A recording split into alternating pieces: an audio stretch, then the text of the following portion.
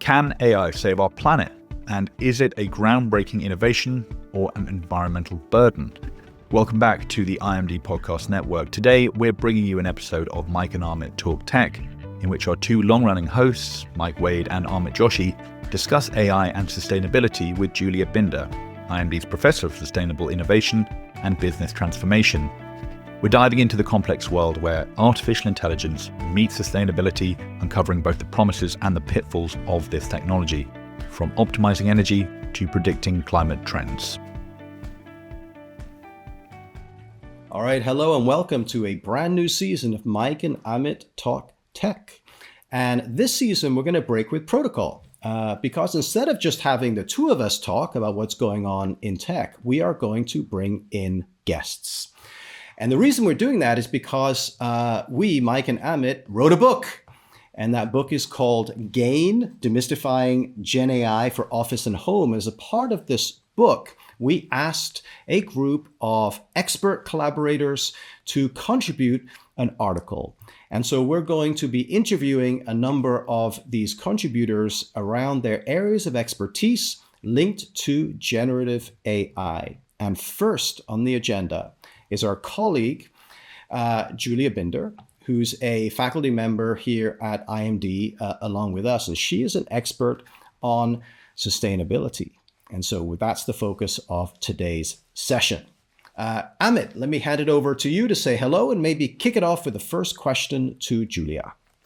Absolutely. So first of all, a very, very warm welcome, Julia. Thank you so much for taking your time, not only to come to our podcast, but to write such an amazing article for our book. By the way, our book is available on Amazon, on Kindle, or where you may find, or whatever might be your favorite place to get books from. Shameless plug. Hey, don't stop me. I'm on a roll. We just won the Champions Trophy in cricket, so life is good for me, right? So I'm happy to make these shameless plugs, right?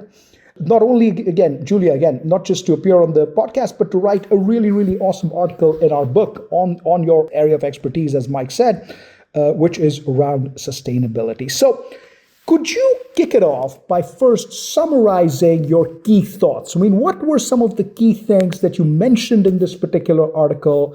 Where are you coming from? I mean, broadly speaking, how do you see the impact of AI, generative AI, on sustainability? We have been talking about digital sustainability quite a while back, right? So this is not that this is fundamentally new for us. We have been writing this article, I think it's about 2 years. We have been talking about this for 4 years. Yes.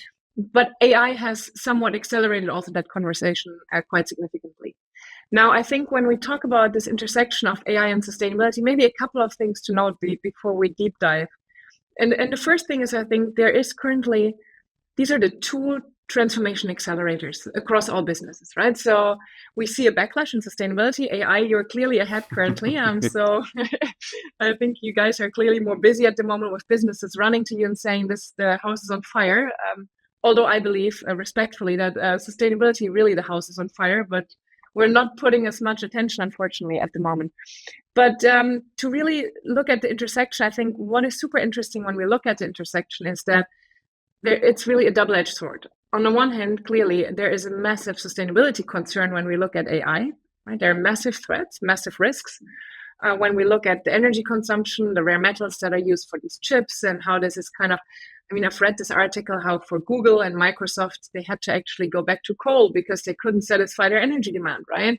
They're so far from meeting their energy targets. But I mean, good energy targets are so 2020 anyway, but they're so far out now that I think this is clearly a massive concern. And then if we now change the perspective, and I think the one that I'm clearly more excited about, while acknowledging the massive impact, is I think the potential for AI to help us accelerate the sustainable transformation. And I think that is what makes this intersection so interesting, because it has both.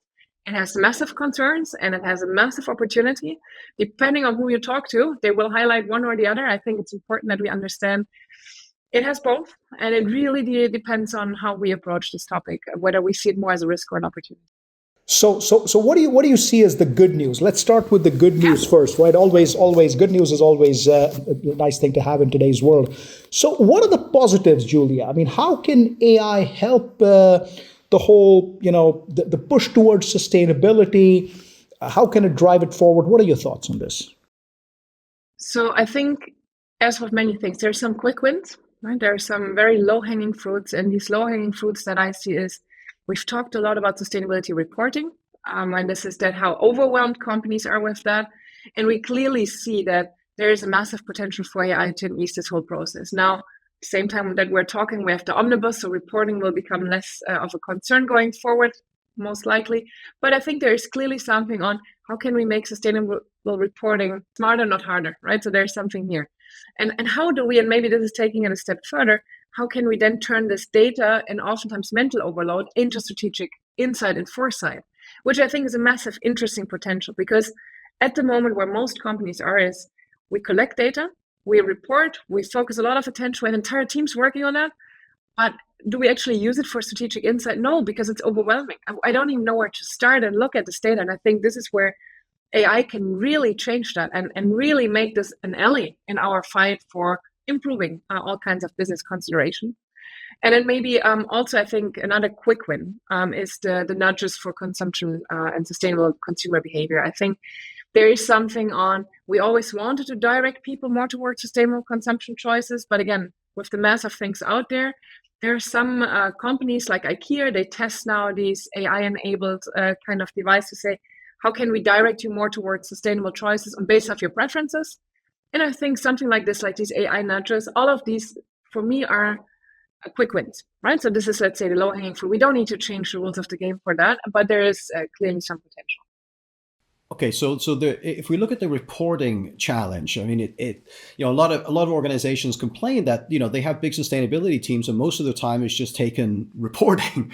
Are you suggesting that AI can reduce that burden to allow more time on actually doing good, actually benefiting the planet, rather than just collecting and reporting numbers on that? Exactly, and I think really this is the first step, making it easier, spending time better and more wisely. But I think even more importantly, it's very fragmented and noisy data at the moment, right? So we get a lot of data. If you think about Scope 3 data, how do you make sense of this? This is so complex. There's such a mass of data that even if you're a very smart person in the sustainability department, it's very difficult to really then make sense of this. And I think cutting through the noise is something where I see AI playing a massive role. I mean, we see that again across business, but when we talk sustainability, the problem is oftentimes the sheer complexity of sustainability, right? And this is the sheer complexity of sustainability, the sheer complexity of the mass of data. Taking that together is where many are just lost. And it has become simply a tick the box exercise. And again, I think this is just not, if we're now moving towards having this data, how can we really make some smart decisions on basis of that data is, I think, where we want to go. And there are some examples of that happening that you can point to? Slowly, right? So I think most companies are still trying to make sense of it. And this is maybe one of the shortcomings that I see is that I wouldn't say, and for my sustainability peers, forgive me if I say that, but I wouldn't say that sustainability have been early adopters of AI or digital, right? So I think this is still, they have used it as good as they can, but it's oftentimes there's also a lack internally that those that are working on AI not necessarily work on sustainability. And oftentimes we may not be well equipped enough to really use it for these kind of purposes. There are, of course, a number of companies that have started to experiment, but I wouldn't be able to pinpoint those that really make strikes in this right now.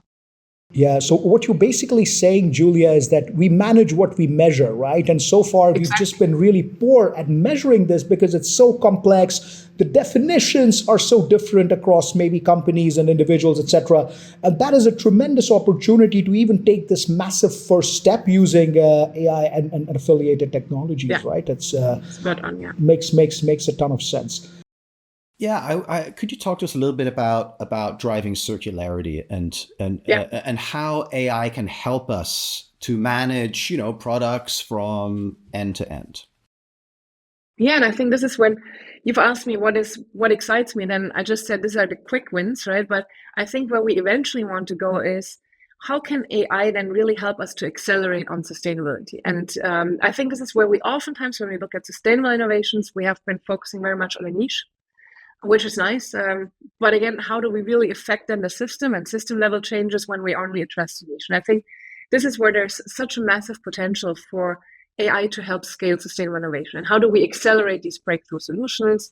How do we accelerate circularity. And I think one of the interesting things here is that when you talk to experts around circular economy, and maybe just to get us on the same level, the idea of the circular economy is that how do we stop wasting and just thinking in linear economies where we basically make waste, right? And we are not attaching any value to these materials and products, to an economy where we try to circulate these resources, basically acknowledging that we're living on a resource finite planet, and increasingly we see the finite, right? So increasingly, by the way, this is not just a sustainability consideration, but also geopolitical tensions, where it's getting just much, much harder to access certain resources. So being smarter about this becomes it becomes almost like a condition to future-proof your business, right? To de-risk your supply chains. So core strategic business decisions. This is not about moral responsibility. This is, will your business still be able to produce tomorrow, right? I think we need to also be very clear about that.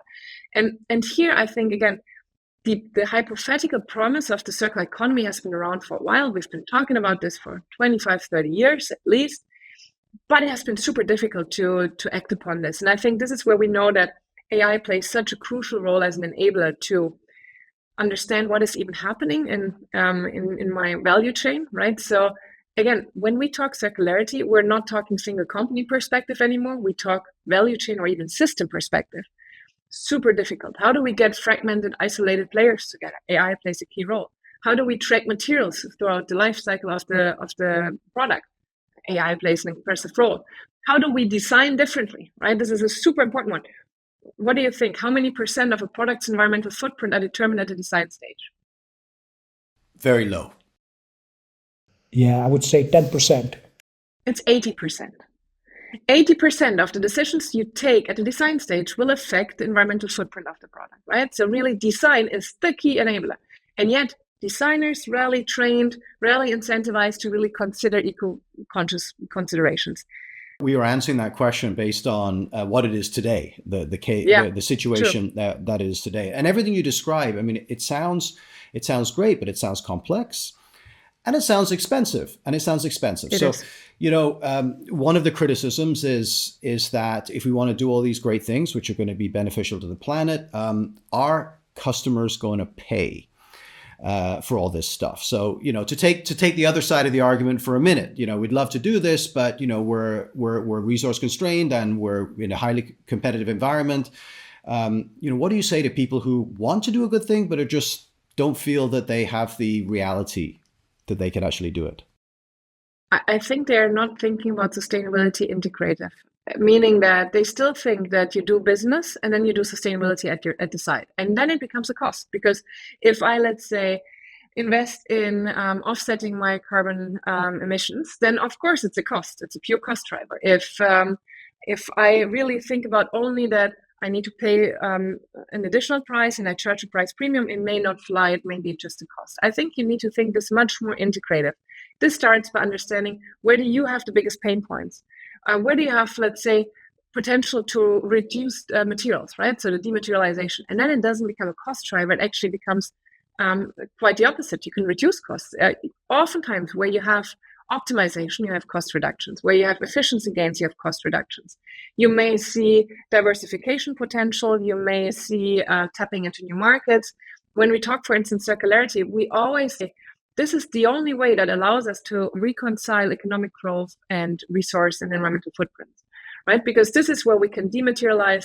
The idea here is that you can still have economic growth, that you can still have business, but you do so by lowering the footprint of these products. And I think this is, again, where AI comes in, helping us to understand, how do we design differently, right? How do we make better design choices? How do we dematerialize? There are interesting examples on, let's say, Siemens and an AI-enabled digital twin that can reduce the sheer amount of materials in certain devices by 80%, right? And then it doesn't become a cost driver. It's just very good business. And I think this is where, if people tell me that sustainability is a pure cost, I don't think they're looking at sustainability as something as integrated to the core business. They're still seeing, let's do business as usual and let's plant some trees, let's do something outside.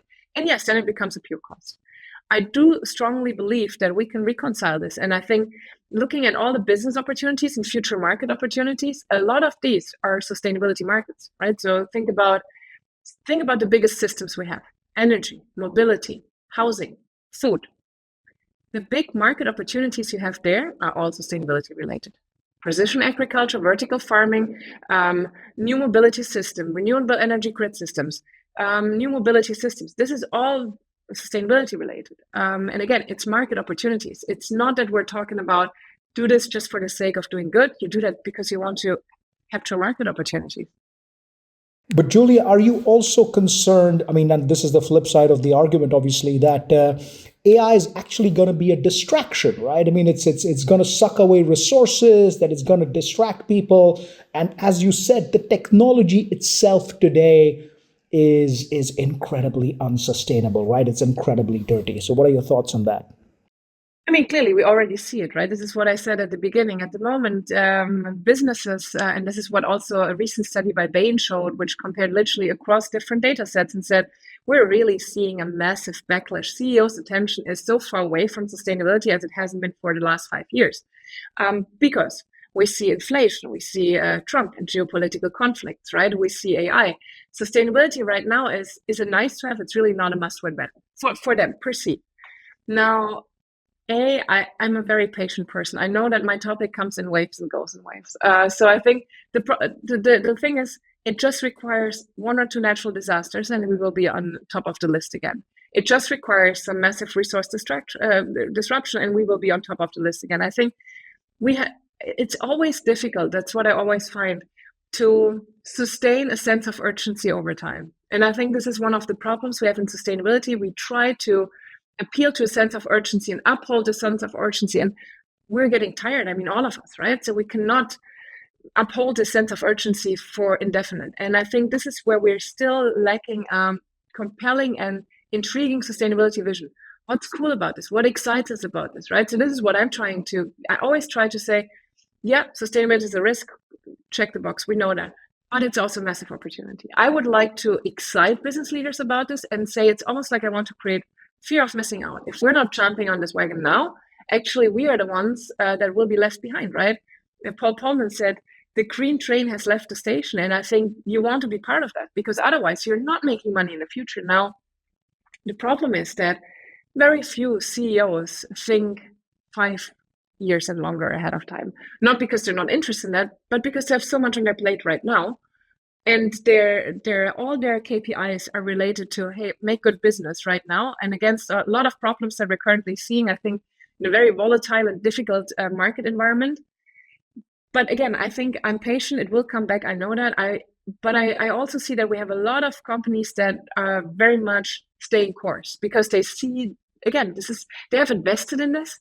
Otherwise, they have stranded assets. They have seen that as a strategic opportunity. They're staying course. They're not just going back and forth, even though the conversation may have faded away. And now to your second point with respect to the negative impact of AI. I mean, it certainly is. And then we see, technologies like the DeepSeek, where we assume it will require much less resources, where we assume it will require much less energy.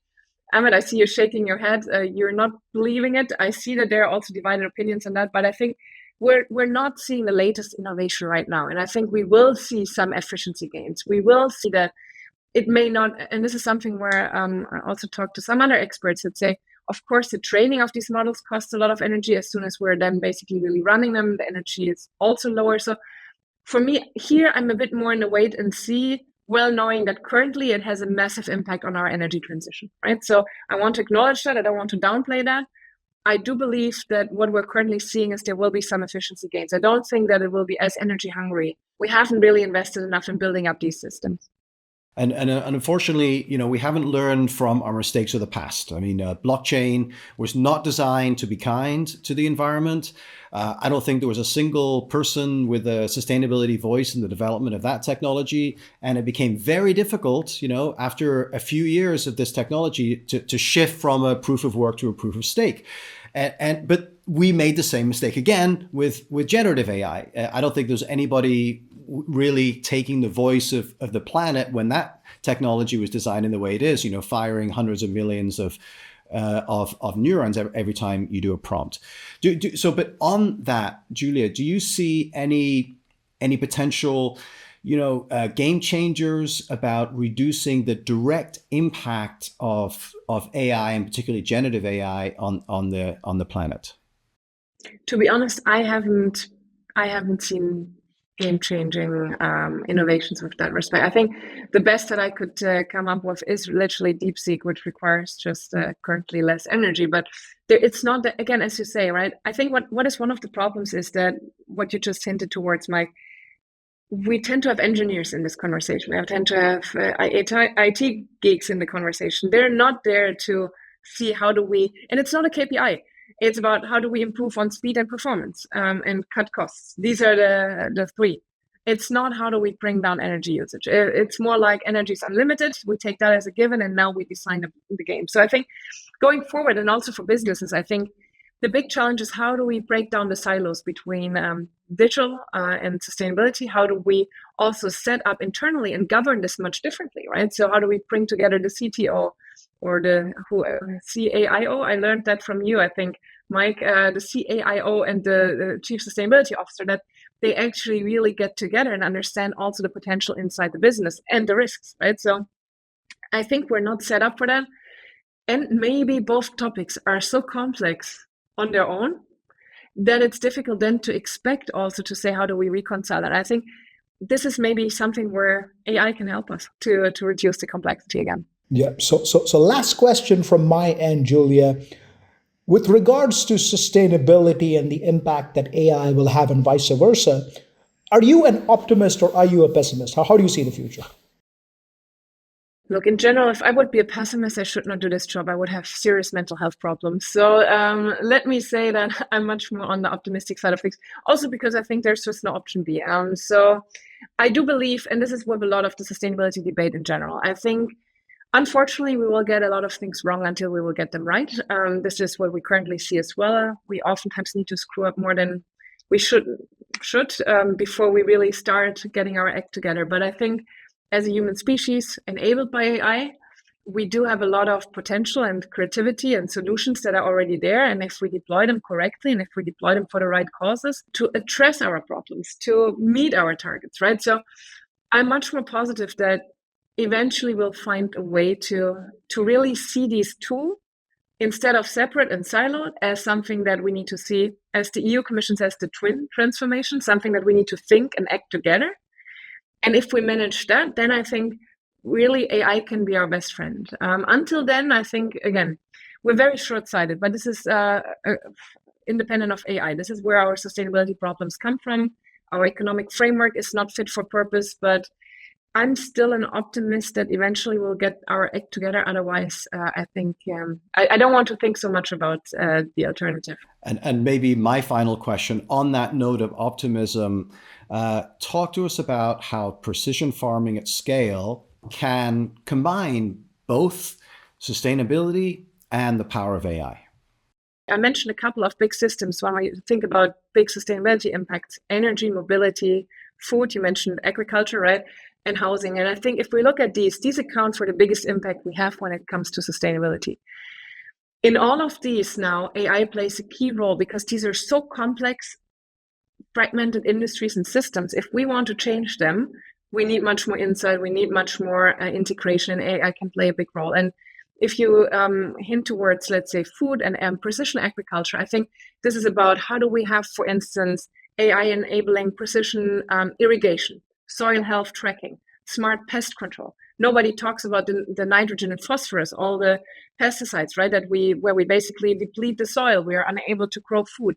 With precision agriculture, and again, I think what is so nice about this, we're talking about it reduces cost, it future-proofs your business, it doesn't go on cost of your yield, it just makes it much more smarter. And I think, again, here, these are the kind of solutions we would be looking for. And precision agriculture is such a smart one.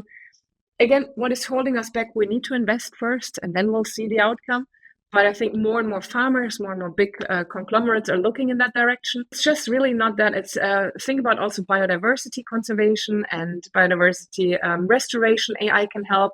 I mentioned circularity, energy. We talked a lot about grid volatility. Here, AI can help to integrate renewables, mobility. How can we make it convenient to share stuff, right? So across systems, we have almost all the solutions. At the moment, they're oftentimes either not price competitive enough or not convenient enough, or they require too many investments. On all of these bottlenecks, actually AI might be able to help. And this is what makes me positive that the intersection can actually at the end play out in favor for all of us.